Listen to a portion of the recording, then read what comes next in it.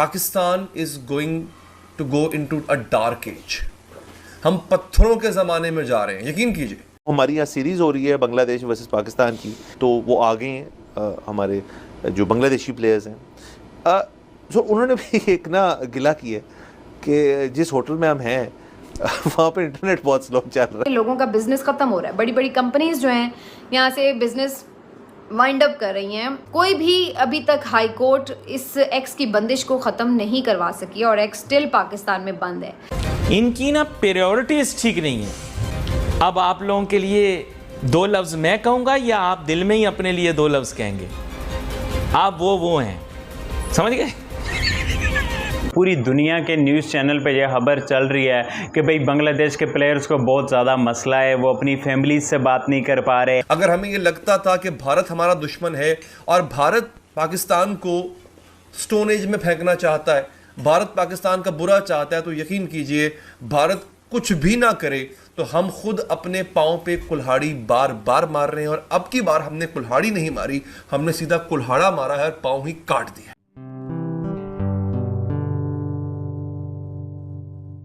नमस्ते दोस्तों, जय हिंद। निक न्यूज़ बर्नर की रिएक्शन वीडियो में आप सभी का स्वागत है। दोस्तों, आप सभी को पता है कि पाकिस्तान पर भूत सवार है चैंपियन ट्रॉफी कराने का, और पाकिस्तान की चहेती बांग्लादेश की टीम अब पाकिस्तान में जा पहुंची है चैंपियन ट्रॉफी खेलने के लिए। लेकिन दोस्तों, अब ये जो पाकिस्तान वाले हैं ये बांग्लादेशी टीम को एक इंटरनेट प्रोवाइड भी नहीं करा पा रहे हैं। और दोस्तों, पाकिस्तानी आर्मी और पाकिस्तान पर हर दिन 1 से 2 हमले होते रहते हैं, लेकिन पाकिस्तानी मेन स्ट्रीम मीडिया में इस बात का कोई जिक्र नहीं है। कोई इस बात को खुलकर नहीं बोल पा रहा है और ना ही बोल रहा है, सब ने चुप्पी साधी हुई है। और दोस्तों, पाकिस्तान वाले जिन पर एटम बम है हर किसी पर मारने के लिए, लेकिन ये इंटरनेट भी प्रोवाइड नहीं करा पा रहे।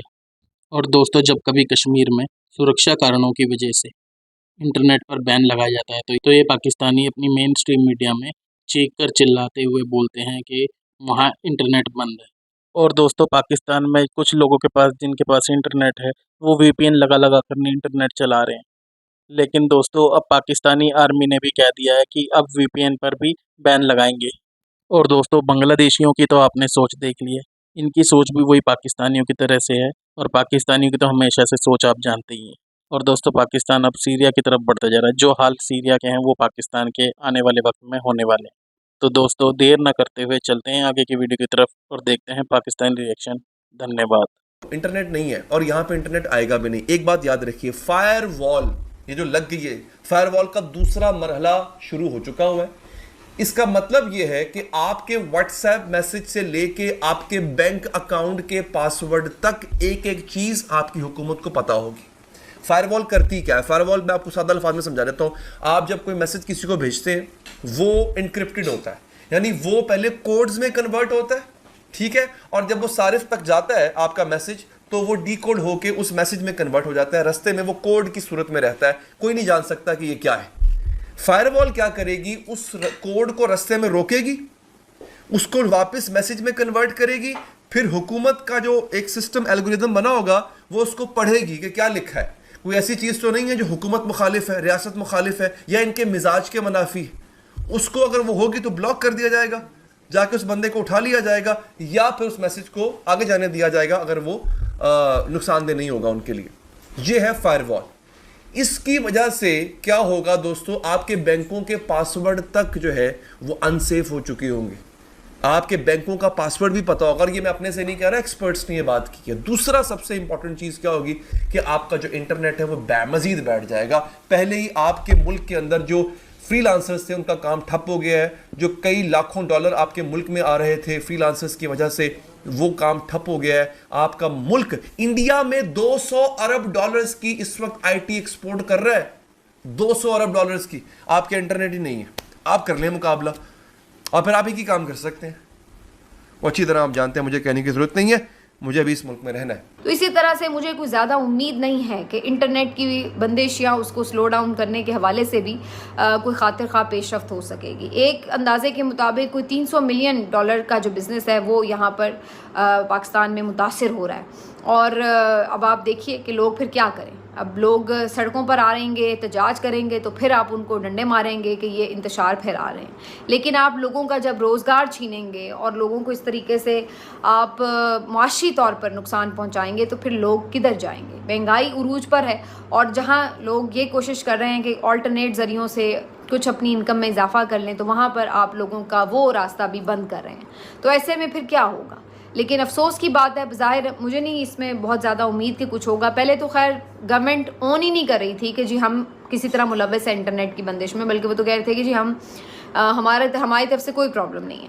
तो अब बड़े मुश्किल से जाके कहीं ये माने हैं कि हाँ जी हमारी तरफ से बंदिश है, वरना पहले तो ये इस चीज़ को मान ही नहीं रहे थे। और उसका भी अजीबो गरीब एक मज़हका खेज सा बहाना बनाया हुआ था कि पता नहीं फाइबर फाइबर वॉल मुँह से ऐसा निकलता है, साइबर हमलों से बचने के लिए जो है वो इंटरनेट को स्लो किया गया, और पता नहीं क्या, मतलब कोई लॉजिक ही नहीं है बात। पाकिस्तान आज जनूबी एशियाई ममालिक में समाजी राब्तों के इदारों को शिकायत भेजने वाले ममालिक में पहले नंबर पर आ गया है।